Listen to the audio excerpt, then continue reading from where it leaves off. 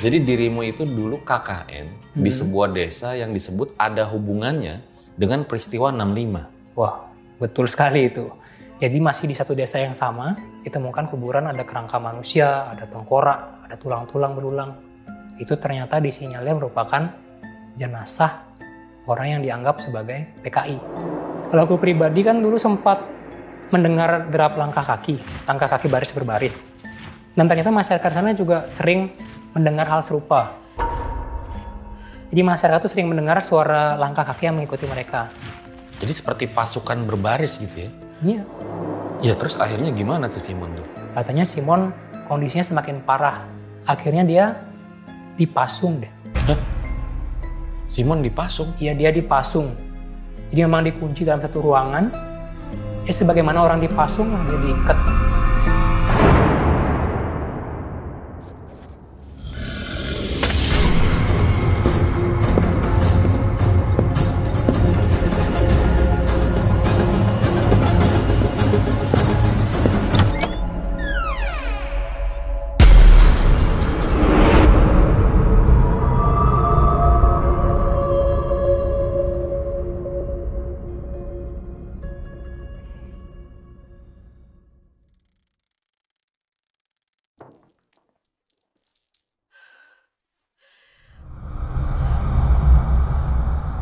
Bagi sebagian orang, KKN itu akan menyenangkan. Ditempatkan di sebuah desa, jauh dari keramaian. Ya walaupun penerangannya mungkin masih minim, sinyalnya agak sulit. Masalahnya pemandangannya itu indah, nggak bikin sumpek kayak di kota. Tapi gimana kalau ternyata KKN kalian justru berhubungan dengan hal-hal horor? Nah hari ini gue kedatangan seorang narasumber ketika dia KKN. Jadi di sebuah desa yang ada hubungannya dengan misteri. Langsung aja kita sapa. Halo Bli Bagas. Halo Bang Fajar. Makasih udah jauh-jauh dari Bali loh nih datang hari ini. Iya, sama-sama. Terima kasih sudah mengundang juga. Jadi dirimu itu dulu KKN di sebuah desa yang disebut ada hubungannya dengan peristiwa 65. Wah, betul sekali itu. Jadi kebetulan aku waktu itu dapat pengalaman unik. Itu lokasi KKN di salah satu tempat yang erat kaitannya dengan peristiwa tersebut, G30 SPKI.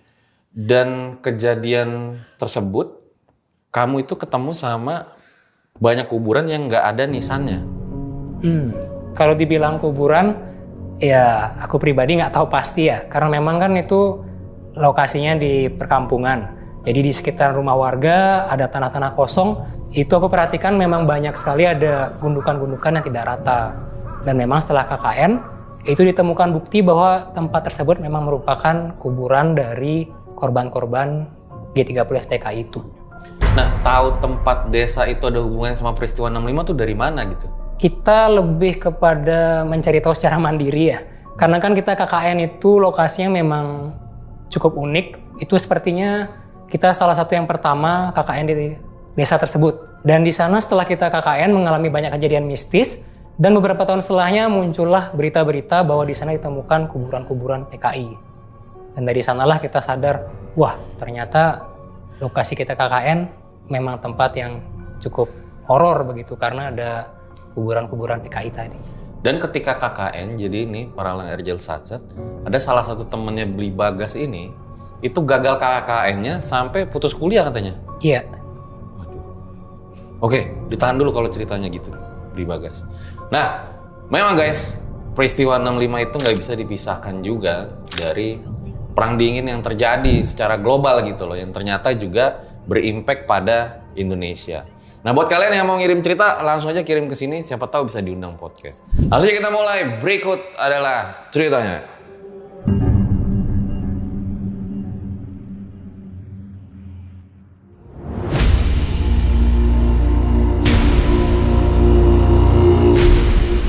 Ya seperti biasa guys, kalau di Erjel nggak ada narasumber, gue suruh tambah-tambahin ceritanya. Ya Bli Bagas boleh ceritain awal mula kisah pengalamannya tuh kayak gimana sih? Oke, jadi kita flashback ke 10 tahun lalu ya, tahun 2016. Ini aku menjalankan KKN di salah satu desa yang ada di Bali. Jadi waktu itu sebenarnya aku minta tolong sama teman untuk kita didaftarkan KKN di satu desa yang sama, teman SMA ini. Tapi entah kenapa mungkin semesta merencanakan saya tidak dapat KKN dengan teman SMA tadi. Jadi saya dilempar ke bagian lain di Pulau Dewata dan bertemulah saya ke lokasi KKN yang ternyata menyimpan banyak cerita. Jadi di sini pertama-tama kita dikumpulkan bersama orang-orang yang sudah terpilih untuk mengikuti KKN di desa yang mistis ini. Dan itulah awal mula saya bertemu dengan seorang yang cukup unik. Sebut saja namanya Simon. Jadi waktu itu kita kumpul pertama bersama teman-teman KKN, ada dosen pembimbingnya juga. Simon ini masih bisa diajak komunikasi. Jadi kita ngobrol biasa, lancar, sampai akhirnya kita survei ke lokasi KKN. Kurang lebih 1 bulan sebelum KKN dijalankan. Jadi kita berangkat kurang lebih 2 mobil. Kebetulan aku 1 mobil dengan Simon tadi dan beberapa laki-laki lainnya. Dan kita berangkat ke lokasi KKN.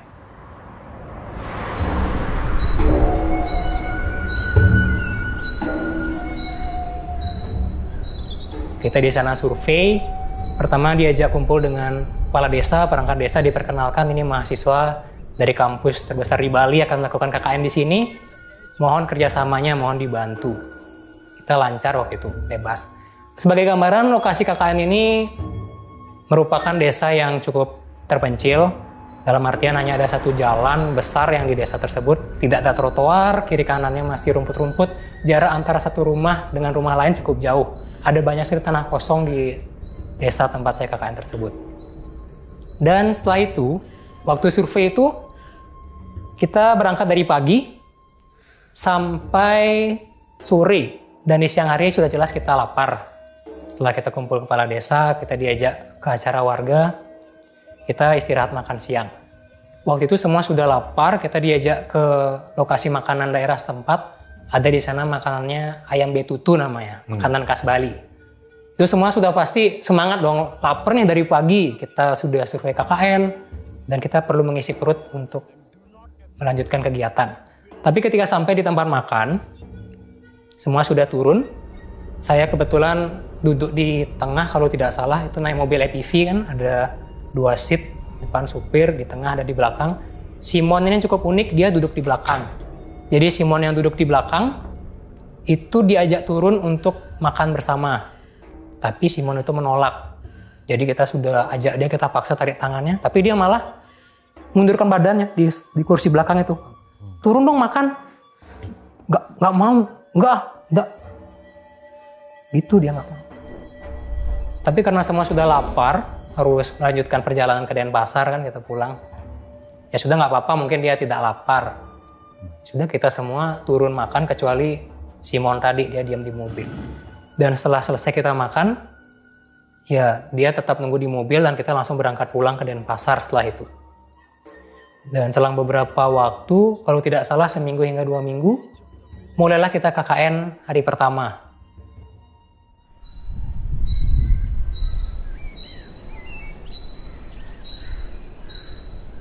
Jadi berangkat dari pengalaman itu, saya sudah merasa mungkin Simon ini orang yang cukup unik.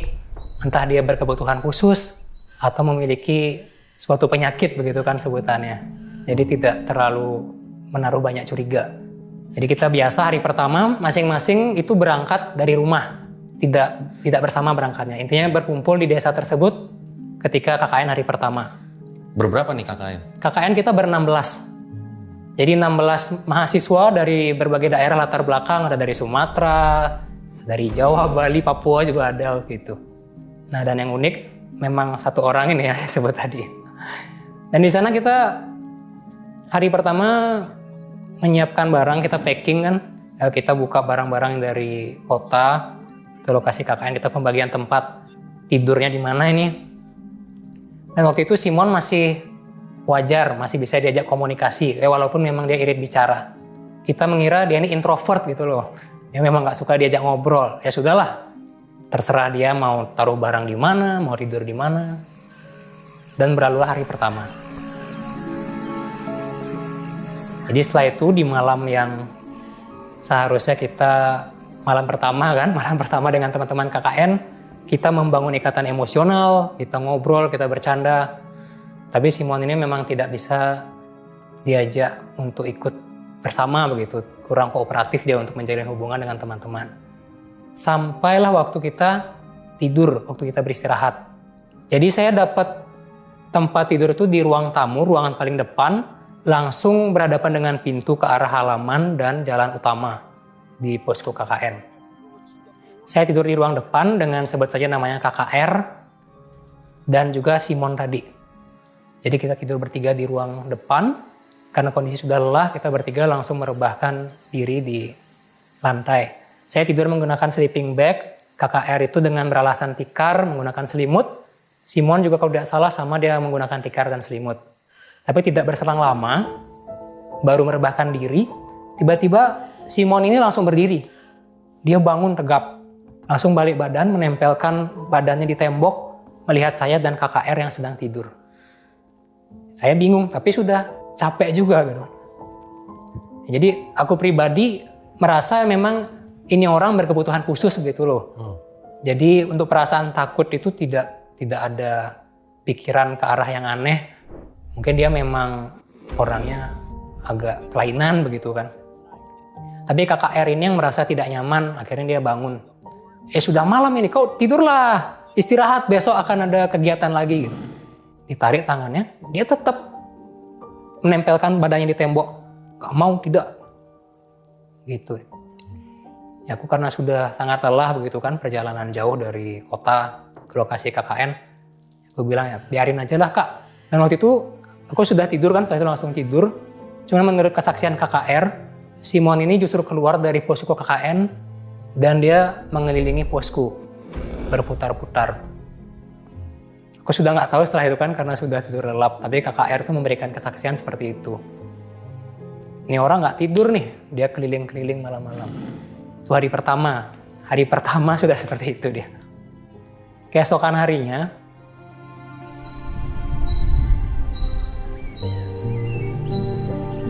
kita masih coba mendekatkan diri, berbagi program. Kita menjelaskan program kerja kan, kamu dari fakultas A, programmu ini. Aku dari fakultas pertanian, programku adalah membina kelompok petani begini. Simon dari fakultas ini, dia harus begini kegiatannya. Tapi dia tidak ada berkomunikasi sama sekali tentang program kerja. Untungnya ada teman lain, inisialnya sebut saja S, satu fakultas dengan Simon tadi. Akhirnya dia yang menjelaskan program kerjanya, kebetulan sama. Itu dah. Dan ketika momen bonding yang untuk mengeratkan antar mahasiswa tadi, ada yang main gitar, saya nari-nari, joget-joget di tengah, ada yang nyanyi-nyanyi. Kita asik di sana bermain, bernyanyi, bertawa bersama. Simon ini dipaksa ikut, ayo bareng yuk, karena kita kan dokumentasi, rekam juga buat konten lah. Untuk kenang-kenangan lapor ke pembina, ke dosen pembina bahwa kita ini sudah mengakrabkan diri nih, kita sudah akur.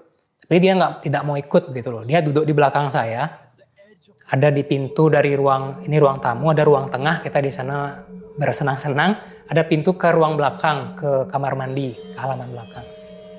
Simon ini duduk di pintu tersebut, dia mengangkat kakinya begini, tatapannya kosong.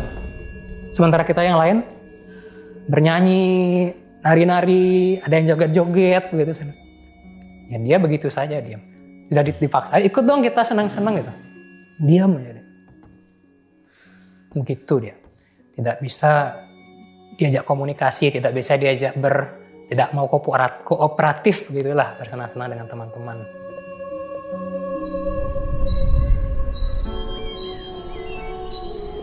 Itu selama beberapa hari juga ada momen di mana kita membersihkan posko.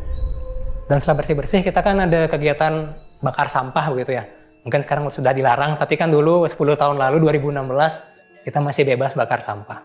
Jadi di belakang posko tadi, di pintu keluar tempat Simon duduk itu ada sedikit halaman kecil.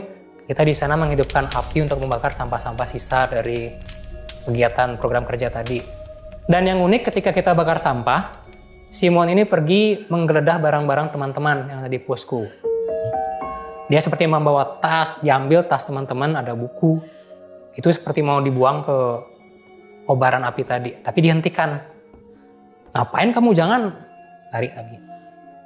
Tapi tiba-tiba kecolongan, dia juga mengambil sesuatu, ada dompet, dia lempar dompetnya. Kita kira dompet siapa? Ternyata dompetnya dia sendiri. Gitu ada kejadian seperti itu. Dan setelah ini kita curiga, bingung. Akhirnya setelah apinya mati kita coba cek kan, apa sih yang dilempar sama orang ini tadi. Kita cari-cari, ternyata dompetnya untung ya masih ada gitu, sisa-sisanya masih utuh. Kita buka, seperti ada benda aneh gitu loh. Teman-teman curiga ini sepertinya jimat gitu. Saya lupa bentuknya, entah itu batu, entah itu koin. Pokoknya ada sesuatu di dompet tersebut yang membuat teman-teman curiga. Setelah itu, tadi dia mau buang tas, apa jangan-jangan ada sesuatu di tas itu? Apa jangan-jangan tasnya dia sendiri yang ingin dia buang, tapi dia malah bingung membuang tas teman-teman. Akhirnya digeledah tasnya dia, dibongkar tasnya. Barulah ketemu satu kotak kecil. Dibuka, itu ada seperti botol berisi cairan hitam, ada talinya. Tuh, ada sejenis barang seperti itu di tasnya Simon tadi. Dan teman-teman langsung bertanya kan, apa ini Simon? Kamu bawa apa ke sini? Ya dia diam. Kamu mau bicara. Tanya, wah ini jimat pasti. Kamu bawa aneh-aneh ke sini ya? Jangan macam-macam. Jadi Simon KKN bawa jimat dia? Iya, bawa benda itu yang kita simpulkan bahwa itu jimat gitu. Cairan apa sih? Kurang tahu, kita buka, kita cium, tidak berbau sih waktu itu. Cuman berwarna hitam. Gitulah kejadian-kejadian yang unik dari Simon tadi. Dan sebelum saya lupa juga, aku pribadi dapat tugas sebagai rohani. Jadi karena itu merupakan tempat yang cukup jarang ditempati, dan kita percaya bahwa setiap tempat memiliki penunggunya begitu kan. Jadi aku dipercaya sebagai rohani, dan waktu itu diperkenalkan oleh salah satu penduduk setempat, mungkin kenal dengan pemilik rumah yang jadi posko KKN kita. Itu diperkenalkan bahwa ada penunggu di posko kami tinggal itu, dan penunggunya itu memiliki nama. Jadi nama penunggunya adalah Gusti Ayu. Gitu. Jadi setiap kali saya mengaturkan sesajen, saya minta izin, pasti selalu menyebutkan nama Gusti Ayu. Itu katanya Gusti Ayu juga suka manis-manisan seperti permen. Jadi setiap upacara saya berikan permen juga. Mohon izin, semoga dilancarkan kegiatan KKN. Semoga kita sehat, selamat gitu. Itu di mananya posko KKN tuh? Ngasih sesajen itu? Kita ada tugu. Di depan KKN itu ada tugu untuk upacara adat. Kalau rumah-rumah adat di Bali pasti ada namanya tugu karang, memang ada tugu-tugu depan rumah untuk pemujaan terhadap penunggu yang ada di sana, gitu. Untuk pelindung sih maksudnya. Gitu. Oke, mungkin sebelum kita lanjut cerita, boleh diceritain dulu nggak? Itu jadi rumah KKN-nya itu kiri kanannya apa? Gitu? Oh iya, untuk lokasi posko KKN kita itu menggunakan rumah penduduk. Jadi memang sebelumnya rumah itu kosong. Pernah ada yang mengisi, cuman udah pergi, jadi kalau tidak salah 1-2 tahun dikosongkan sebelum kita KKN di sana. Dan itu tidak ada gerbangnya, jadi seperti gapura itu depannya, langsung ke jalan raya. Di sebelah kanan rumah kalau tidak salah ada rumah penduduk juga. Di kirinya kalau tidak salah tanah kosong atau ada rumah sedang membangun, itu lupa. Di seberangnya ada warung kecil, cuman jaraknya cukup jauh. Ya, jadi seperti di desa lah ya, bukan yang rapat kayak di kota gitu ya. Ada jarak cukup jauh. Halaman kita cukup luas. Kiri kanan tuh masih ada tanah, ada pohon-pohonan, di depan juga ada lahan, di belakang ada lahan kecil. Di belakangnya kebun rakyat, orang Bali nyebutnya tegalan. Ya ada tanam singkong begitu di belakang. Oke. Nah lalu ceritanya gimana? Ke kondisi Simon ya, masih berkaitan dengan kejadian beruntun yang cukup unik setelah kita temukan jimat tadi. Simon ini sama sekali tidak mau makan, tidak mau tidur, tidak mau mandi. Jadi kondisinya dia itu memang membuat teman-teman bingung. Ini kalau dibiarin, nanti kenapa-napa bagaimana? Pasti semua repot. Belum lagi dia kan karena tidak mandi, baunya menyengat jadinya. Itu sudah hampir 1 minggu dia tidak mandi. Jadi memang dengan terpaksa, kita berdiskusi dengan Kordes, koordinator desa, ada yang lebih tua 1-2 tahun kalau tidak salah. Akhirnya kita sepakat, daripada dia tidak kooperatif, program kerja tidak dijalankan, tidak bisa komunikasi, mengkhawatirkan teman-teman, akhirnya kita pulangkan saja ke Denpasar. Dan ketika mau dipulangkan, dia berontak juga, nggak mau dia. Ditarik keluar posko, dia nolak. Pulang kita, kamu nggak ada kontribusi di sini, di rumah saja kalau begitu, tidak kenapa. Nggak mau, dia nolak. Akhirnya dengan terpaksa, ada teman saya inisialnya S yang satu fakultas dengan Simon tadi, dipaksa naik ke sepeda motor, akhirnya dia diikat.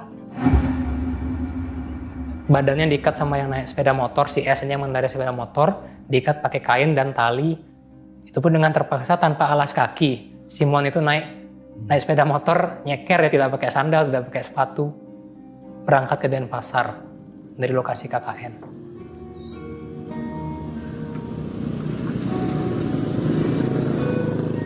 Dan uniknya di tengah jalan, menurut pengakuan S yang mengantar Simon tadi, dia berontak sampai talinya sudah agak kendor, akhirnya lepas dan dia turun di jalan, tengah jalan raya lampu merah begitu dia turun. Akhirnya dipaksa lagi dinaikkan ke sepeda motor. Bagaimana cara yang penting naik, kita mengganggu ketertiban umum, di bel-bel sama mobil belakang, tin-tin, diperhatikan ini ngapain orang-orang. Kayak dipaksa diikat, dipaksa jalan, akhirnya selamat sampai di Denpasar lagi. Itu dia bertahan kalau tidak salah 1 minggu, tidak sampai 2 minggu, 1 minggu lebih di KKN langsung kita pulangkan. Tapi justru kejadian horor terjadi setelah Simon itu meninggalkan desa. Iya, kita kira dengan ada sosok Simon ini sudah cukup mengganggu teman-teman begitu kan. Tapi ternyata setelah itu masih ada lagi lanjutannya. Dan sebelum itu Simon ini juga setelah kita bawa ke Denpasar, kita kira kondisinya membaik. Karena mungkin ada yang tidak cocok dengan energinya dan lokasi KKN. Tapi setelah sampai Denpasar, ternyata Simon ini sama, tidak mau makan, tidak mau tidur, tidak mau mandi. Sampai akhirnya dia dibawa ke rumah sakit oleh kakaknya. Jadi di rumah sakit dicek kondisinya dan tidak ada perbaikan juga. Oke, lalu? Nah, jadi setelah Simon pulang, ya kita menjalankan program kerja KKN seperti biasa. Kita kira semua akan berjalan lancar kan, kita berjalan sesuai rencana karena memang Simon yang meresahkan teman-teman sudah tidak di posko. Tapi ketika saya tidur di ruang, aku tidur di ruang depan tadi, tempat aku pertamanya tidur sama KR dan Simon, itu malah muncul suara-suara yang aneh. Jadi kalau tidak salah, itu dini hari sekitar jam 2 atau jam 3, aku tidur menggunakan sleeping bag menghadap ke pintu. Aku dengar suara derap kaki. Orang baris berbaris. Tidak 1, 2, banyak. Mungkin ada 10, 20. Aku bangun ya. Mau coba tak bangunin KKR tadi, cuman gak enak karena dia juga capek. Aku berpikir apa ini karena kecapean aja, halusinasi begitu. Tak tunggu, ternyata suaranya makin keras, makin dekat langkahnya, tepat di depan posku. Tiba-tiba udah takut, aku masuk ke sleeping bag, coba berdoa kan, biar semuanya lancar, biar tidak ada aneh-aneh. Gitu. Tiba-tiba suaranya hilang di depan, pindah ke belakang. Suara langkah kakinya itu sama, cuman dari belakang, sekarang dari pintu belakang terdengar. Gitu. Sudah langsung tutup, ada resleting sleeping bag-nya saya tutup, langsung berdoa dalam hati. Ada sebutannya orang Bali itu mantranya Trisandya namanya. Aku baca itu aja lah, biar aman, biar bisa istirahat, besok ada program, jangan diganggu. Dan itu tidak cuma sekali, ada sempat 2 kali, 2-3 kali mendengar kejadian seperti itu. Sampai tiba-tiba yang paling dekat itu karena lokasi tempat tidurku itu di ruang depan, ada pintu, sebelahnya jendela-jendela. Jadi bukan tembok-temboknya hanya satu saja yang tempat Simon nyender tadi, sisanya jendela-jendela, ada jendela juga di belakang. Itu aku dengar suara orang ngetuk-ngetuk jendela. Sangat dekat ini aku tidur di sini jendelanya. Kadang-kadang di jendela sebelah depannya. Tiba-tiba dari belakang. Aku mau ngasih tau teman-teman, takut mereka malah terpengaruh begitu kan. Jadi ya aku simpan sendiri. Karena memang ya aku percaya kan namanya hidup itu kita tidak sendiri. Pasti ada makhluk lain. Sementara tidak mengganggu hanya sebatas itu. Dan sepengetahuanku hanya aku yang mendengarkan karena KKR ini masih tidur lelap di sebelah kan. Ya sudahlah, nggak apa-apa. Aku tinggal tidur saja. Besoknya aku upacara kan tiap hari, aku ngaturin sesajen itu untuk penunggu. Gusti Ayu, namanya Gusti Ayu, kemarin aku mendengar begini, semoga tidak terjadi hal aneh, semoga dilancarkan, gitu ya. Sebatas itu. Aku kira itu sudah parah, tapi ada yang lebih parah lagi karena akunya tidak sadar bahwa ada kejadian tersebut di lokasi KKN di posku. Jadi ini berselang tidak lama, masih rangkaian derap kaki, suara ketuk-ketuk pintu dan jendela. Ini pernah ada kejadian hujan badai. Jadi posku kita itu tiba-tiba kena hujan deras, atau mungkin di satu desa itu kena ya. Tapi karena aku tidur, aku nggak tahu sama sekali ada hujan. Hujan badai deras sekali. Malam ini ya? Malam. Sampai kata teman-teman, pengakuan teman-teman KKN, kita ada membangun kanopi sederhana dari terpal untuk memberikan atap di sepeda motor kita dan sepeda motor. Itu sampai terpalnya jatuh, sepeda motor kita terjatuh kena air hujan. Semua teman-teman terbangun, mereka repot merapikan sepeda motor, memperbaiki kanopi, dan ada yang berusaha membangunkan diriku yang tidur cantik itu. Tapi ya sama sekali tidak bisa dibangunkan katanya. Aku pagi bingung, kok teman-teman tampangnya lelah semua, capek, kita harus sosialisasi ke desa. Aku tanya, kenapa sih kalian kok capek, kurang tidur, nggak enak tidur? Ya, mereka balas, loh kamu yang tidur lelap, kemarin kita ada kejadian begini gitu. Masa yang benar gitu kan?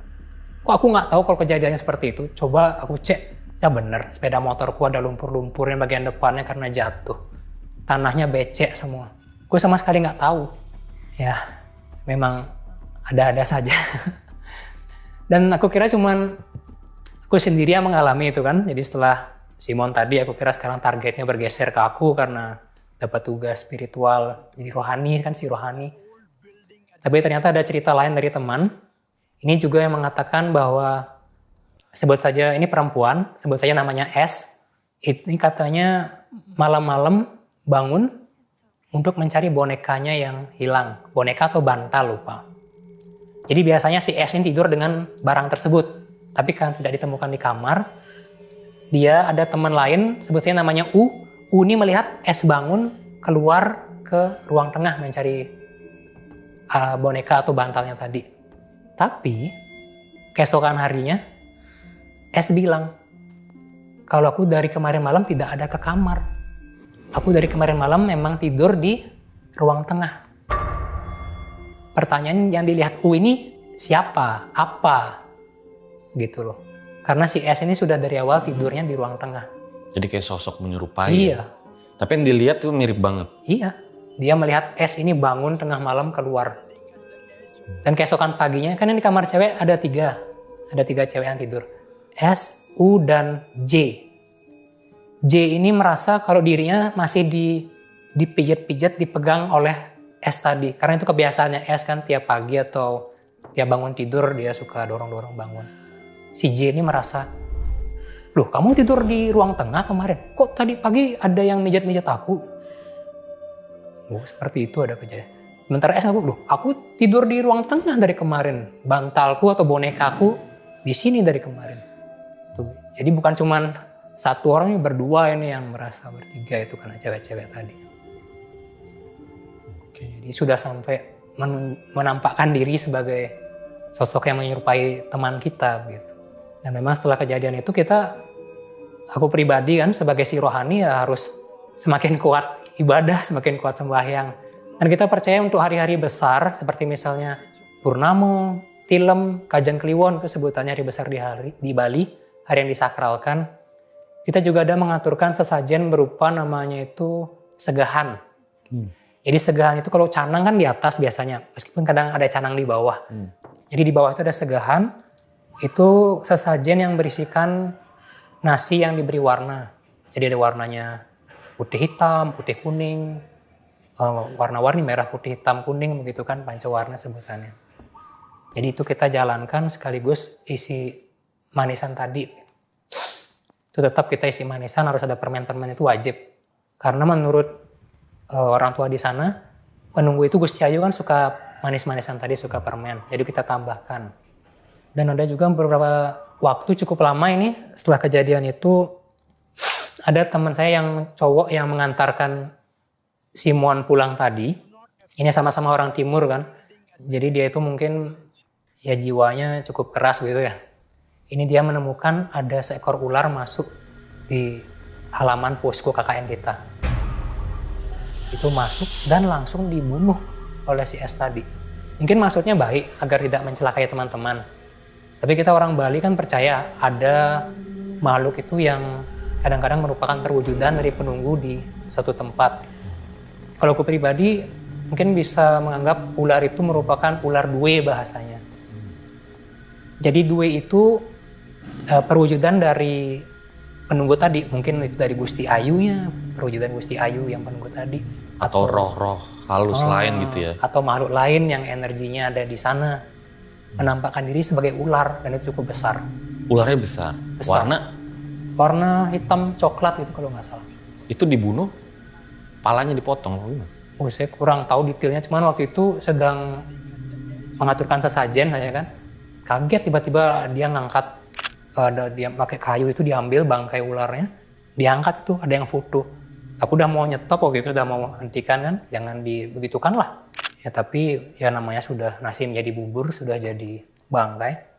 Ya aku setelah itu lupa apa dikubur atau dibuang ke halaman belakang. Kurang ingat, sudah cukup lama 10 tahun.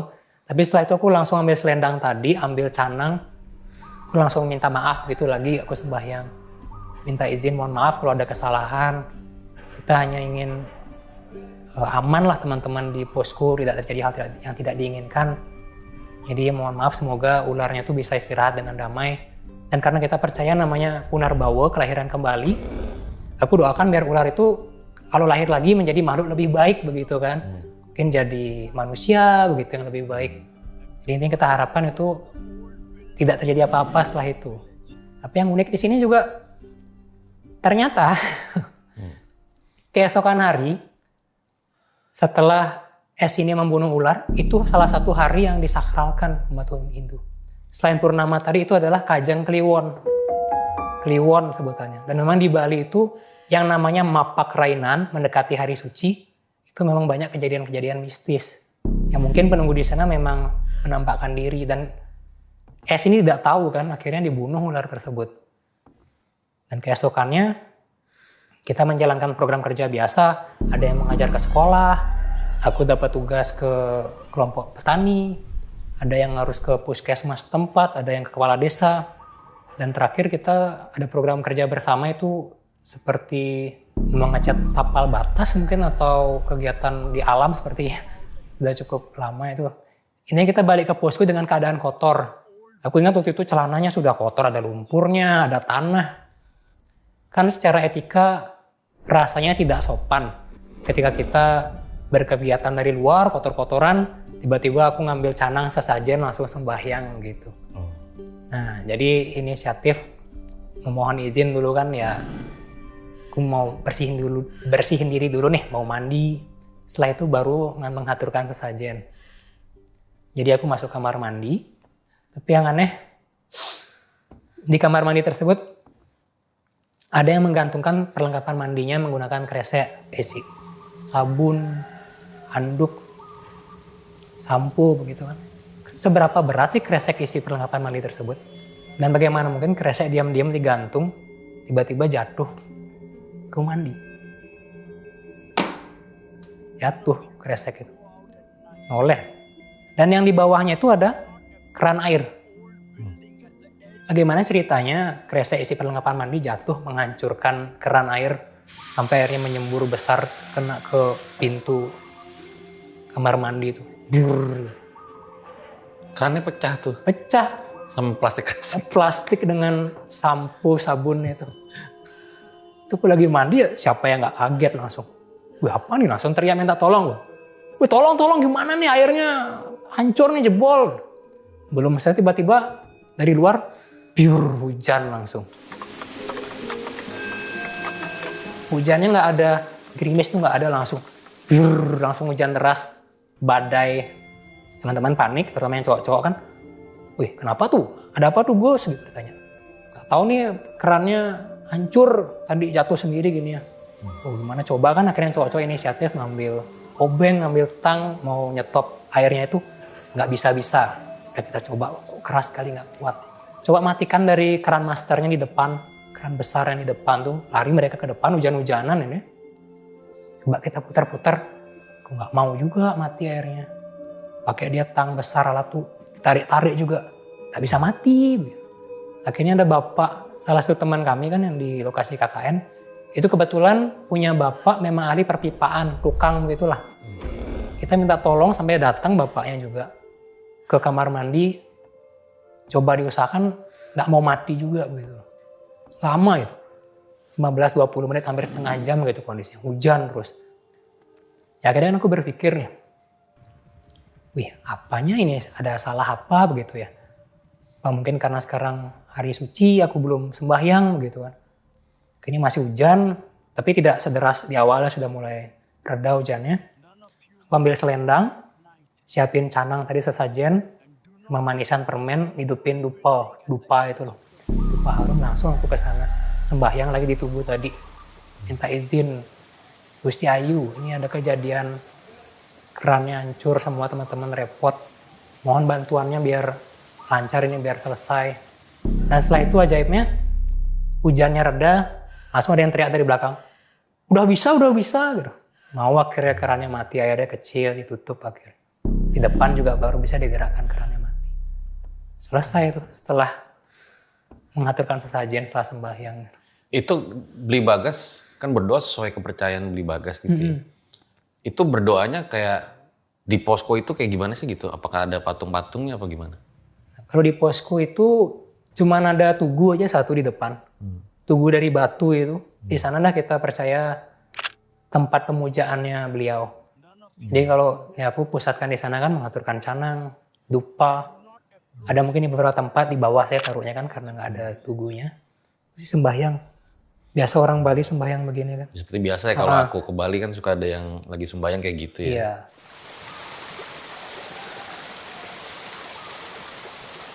Dan setelah itu ya baru muncul canda-candaan kan karena sudah selesai urusannya. Semua bercanda. Kamu ngapain di kamar mandi sampai ngancurin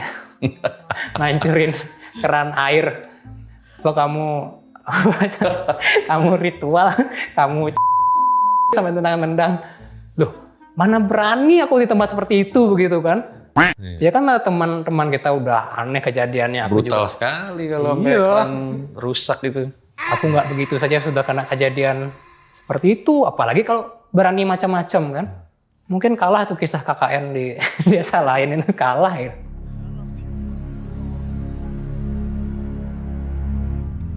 Dan setelah kita lewati pengalaman tadi kan, itu di hari-hari terakhir KKN, kita kembali ke rumah masing-masing, program kerja udah selesai, kita presentasi, kebetulan saya dapat nilai terbaik KKN waktu itu, paling tinggi nilainya. Dengan segala drama dan cerita mistis tadi, itu muncullah berbagai informasi berita bahwa di lokasi kita KKN, di desa tersebut, itu ditemukan kuburan-kuburan yang tidak jelas.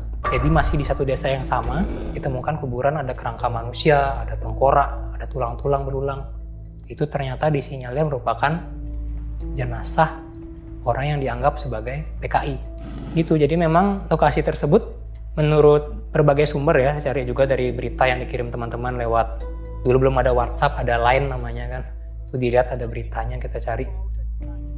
Wah, pantas kita mengalami hal-hal seperti ini.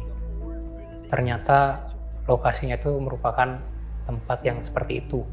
Tempat orang-orang dibantai tanpa ada pengadilan, tanpa kejelasan apakah mereka benar PKI benar tidak.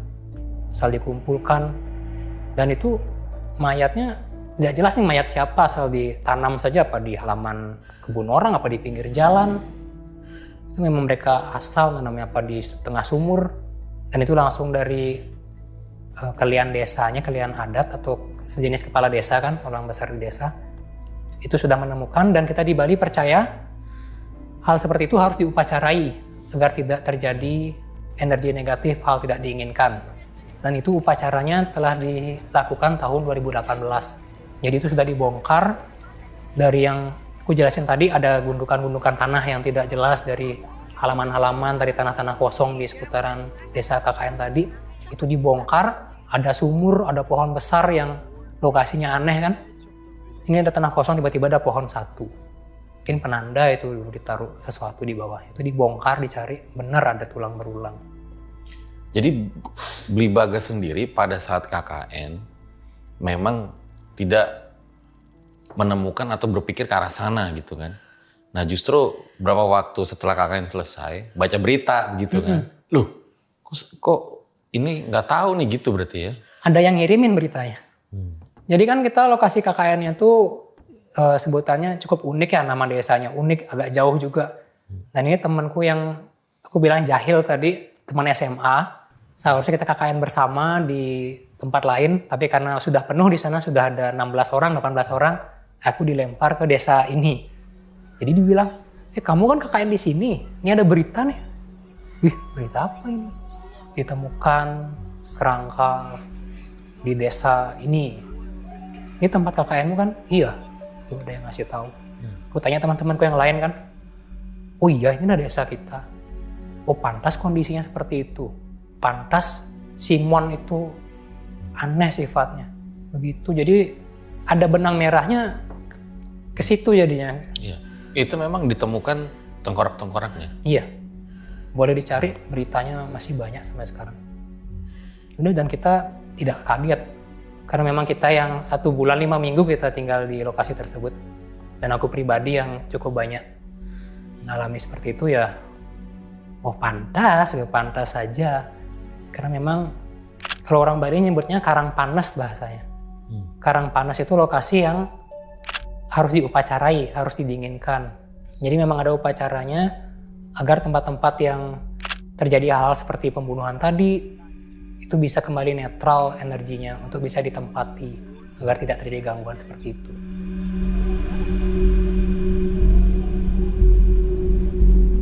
Tapi yang unik ternyata masyarakat di sana juga mengalami hal-hal serupa.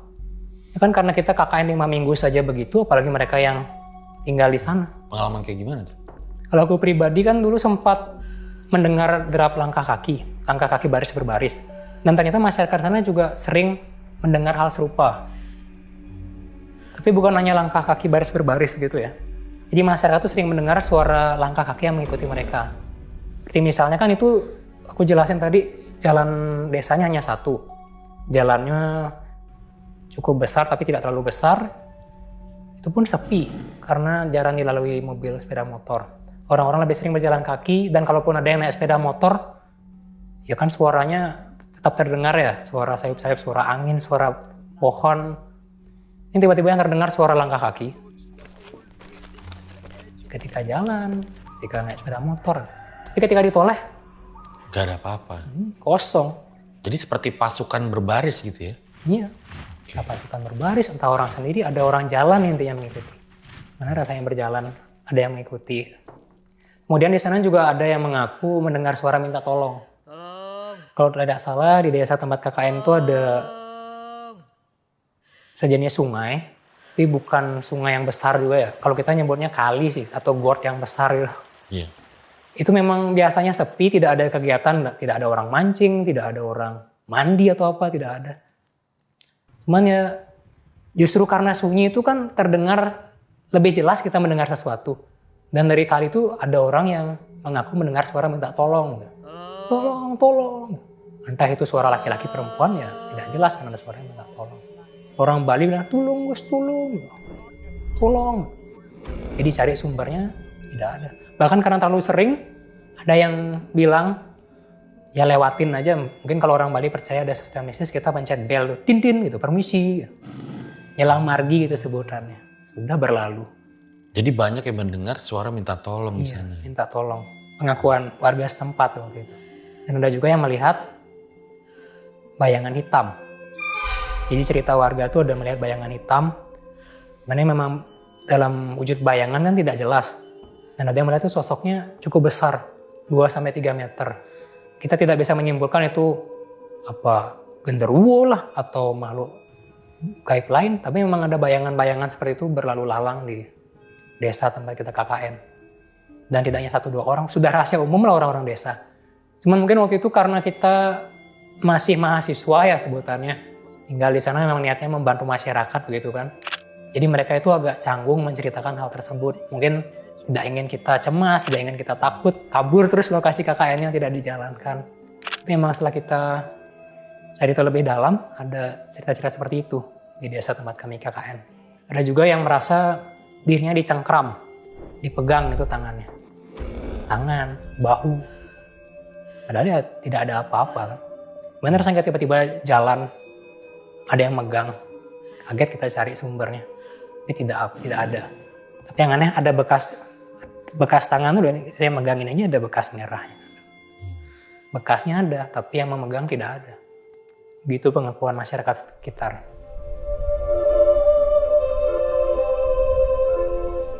Orang-orang melihat secara visual, melihat penampakan warna hitam, lewat audio mendengar suara-suara, dan ternyata dari penciuman juga ada yang mengaku mencium bau-bau aneh. Ada yang mengaku mencium bau anyir, bau darah, begitu katanya. Ada yang bilang baunya itu bau yang aneh, bau kemenyan, bau yang aneh lah, bagaimana bilang ada bau aneh. Bau apa nih gitu orang Bali bilang. Ini aneh kan bone gitu, baunya aneh gitu. Dan juga ini kalau nggak salah ingat saya ada kan kita KKN itu ke sekolah-sekolah. Ada murid itu yang nggak suka melihat ke pohon-pohon karena kan kita di jalan ada beberapa pohon kan di pinggir-pinggir jalan meskipun tidak banyak. Ini ada yang tidak suka melihat atas pohon karena dibilang ada penampakan, ada sesuatu sosok di sana yang berdiri atau duduk, pokoknya ada sesuatu di sana di atas pohon. Tentu wajahnya tidak jelas. Apalagi kalau anak kecil kan banyak yang bilang anak kecil lebih sensitif, lebih peka. Dan mereka juga lebih jujur gitu. Itu mereka nggak berani melihat ke atas pohon. Jadi tiap jalan ya sudah. Banyaklah cerita masyarakat itu. Selain mendengar, yang melihat, mencium bau aneh. Mungkin yang unik ada yang melihat, kalau saya kan aku pribadi mendengar suara derap kaki, ada beberapa orang pun juga sama. Tapi kalau yang melihat ini, ada katanya yang melihat juga orang tadi yang berjalan dengan tatapan untuk ke bawah gitu. Waktu itu kan kita KKN di bulan Juli-Agustus kan. Jadi kalaupun ada orang jalan-jalan, itu kita nggak merasa aneh. Karena persiapan 17 Agustus. Orang-orang persiapan 17 Agustus pakai baju seragam, jalan santai, hal yang biasa. Tapi ketika ada sekelompok orang jalan, pandangannya tertunduk. Tapi ketika didekati kan mungkin jaraknya cukup jauh ya. Jadi ketika ada yang penasaran coba didekati, mungkin dia rombongan jalan dari sekolah mana, dari kelompok mana ya. Didekati, menghilang katanya. Gimana sekelompok orang itu jalan ketika didekati menghilang. Benar-benar hilang. Jadi ketika jauh dilihat sayap-sayap, mungkin naik sepeda motor dilihat tidak ada. Orangnya menghilang, tapi kita cek jejaknya masih begitu loh. Ada bekas langkah kaki, mungkin ada sisa becek-becekan, lumpur tanah kan pasti ada bekasnya. Ya masa mereka didekati langsung kabur, loncat kemana kan? Tidak mungkin. Itulah pengakuan masyarakat di desa kami KKN begitu. Buktinya sendiri kan karena memang disebutkan itu bekas tempat pembantaian orang-orang disinyalir PKI begitu kan. Itu disebut tempat mereka dibantai dan dikubur. Ini memang sudah banyak ditemukan makam-makam tak bertuan di sana. Jadi ada banyak sekali sumber media, mungkin boleh dicari, itu ditemukan. Saya sendiri juga sempat cari dan ketemu yang tahun 2017. Kita KKN 2016, 2017-nya ketemu makam-makam orang yang disinyalir korban pembantaian PKI tadi. Dan itu langsung dari kalian desanya, kalian adat atau sejenis kepala desa kan, orang besar di desa. Itu sudah menemukan dan kita di Bali percaya hal seperti itu harus diupacarai agar tidak terjadi energi negatif, hal tidak diinginkan. Nih gue penasaran masalah Simon ya gitu. Ada nggak sih yang belum diceritain tentang Simon gitu? Karena justru setelah Simon hilang, kejadian horornya malah makin tebel gitu. Kalau dari ingatan pribadiku, ya sejauh ini memang hanya segitu kan sampai dia pulang. Tapi karena penasaran juga kan diundang ke sini. Aku juga minta tolong teman-teman cerita dong. Apa sih yang kalian ingat dari pengalaman kita KKN? 10 tahun lalu kan bukan waktu yang singkat. Jadi kalau aku pribadi mungkin sudah lupa, jadi aku tanya pendapat teman-teman KKN ku tadi. ada yang sedikit susah dihubungi, ada yang mungkin takut mereka ini mungkin informasinya tidak valid. Tapi setelah aku yakinkan, ada ternyata beberapa hal yang baru aku tahu tidak sampai 1 bulan ini tentang Simon itu.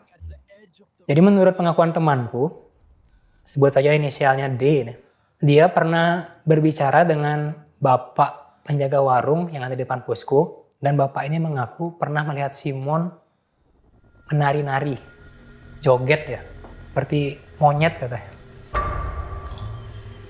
Itu dini hari sekitar jam 3, jam 4 pagi ketika bapak penjaga warung mau ke kebun bersih-bersih, mau buka toko. Ini katanya dia melihat Simon ini menari-nari di depan halaman posko. Dan waktu itu kondisinya lampu depan posko itu mati. Lampu poskonya mati, lampu jalan mati juga. Biasanya hidup. Itu, jadi memang sempat ada pengakuan itu dari temanku tadi yang baru aku kontak setelah 10 tahun dia baru tahu ada kejadian menari-nari itu.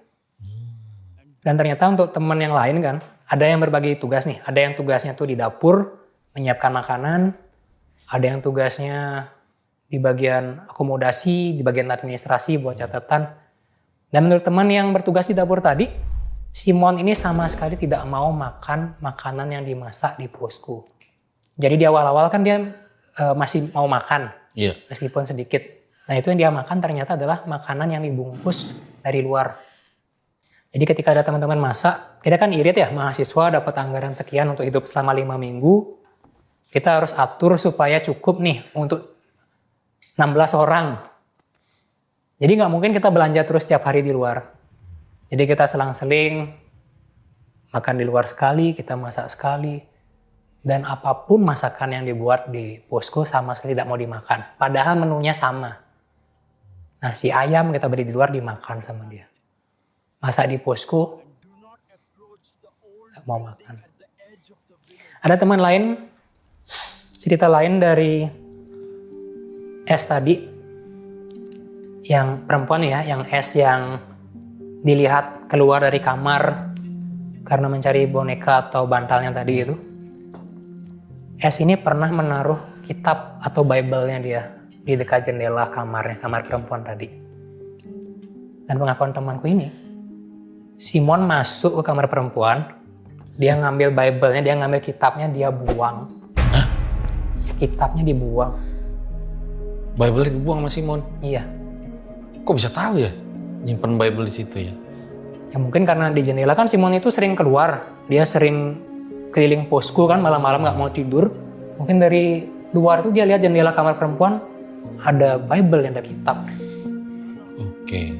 Jadi diambillah Bible-nya tuh dia buang. Berarti ini yang KKN bukan Hindu doang ya? Ada bukan. Ada macam-macam Muslim, ya? ada Kristen, ada Buddha. Kalau Simon sendiri apa tuh? Kalau nggak salah Kristen ya, Kristen atau Protestan kan mirip. Aku nggak tahu detail. Dia Kristen tapi kitab suci dibuang sendiri sama dia. Dan itu kan sempat dia tuh tinggal 1 minggu lebih. Dan dia tiap minggu kan ada kebaktian di gereja. Iya. Ada kegiatan upacara. Simon ini setiap kali diajak, nolak dia, nggak mau dia ke gereja. Yang lain semua berangkat. Dia aja, kenapa nggak mau? Nggak. Nolak terus dia diam di posko.